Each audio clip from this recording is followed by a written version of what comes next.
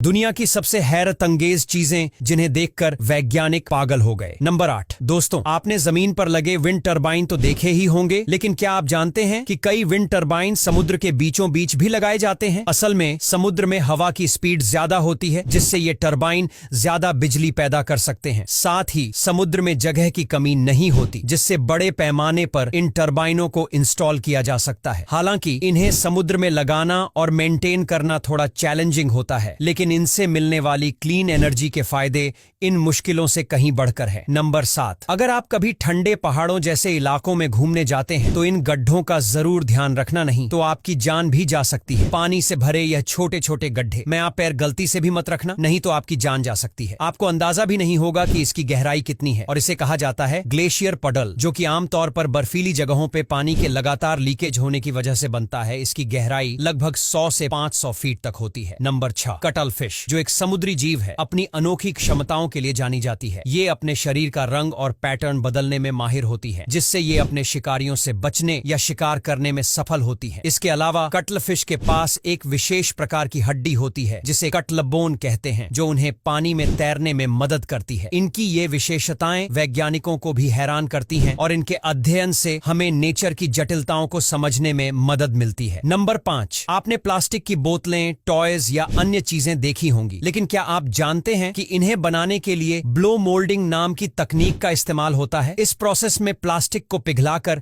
एक मोल्ड में डाला जाता है और फिर उसमें हवा फूंकी जाती है, जिससे प्लास्टिक मोल्ड के आकार में फैल जाता है। इस तकनीक से कम समय में बड़ी मात्रा में प्लास्टिक प्रोडक्ट्स बनाए जा सकते हैं, जो हमारी रोजमर्रा की जिंदगी का हिस्सा है। नंबर 4। हेलीकॉप्टर लैंडिंग पैड, जिसे हम हेलीपैड कहते हैं, पर आपने बड़े अक्षर H को देखा होगा, लेकिन क्या आप जानते हैं कि इस H का क्या मतलब है? असल में H का मतलब हेलीकॉप्टर होता है, जो पायलट्स को लैंडिंग स्पॉट को पहचानने में मदद करता है। इसके अलावा हेलीपैड के आसपास के एरिया को क्लियर रखा जाता है, ताकि लैंडिंग और टेक ऑफ के दौरान कोई बाधा ना हो। ये सिंपल लेकिन इफेक्टिव मार्किंग हेलीकॉप्टर ऑपरेशंस को सेफ और एफिशिएंट बनाती है। नंबर 3। यह है चाइना का स्टोन मार्केट, जहां पर हजारों तरह के स्टोन्स और क्रिस्टल बेचे जाते हैं। इनकी खरीदारी करने के लिए बड़ी दूर दूर से लोग आते रहते हैं। इन क्रिस्टल को यह लोग समुद्र के किनारे से ढूंढ कर लाते हैं, फिर उन्हें प्रोसेस करके यहाँ बेच देते हैं। यहाँ आने वाले लोग इन्हें महंगे दामों में खरीद लेते हैं, क्योंकि इन्हें शुभ और एनर्जी से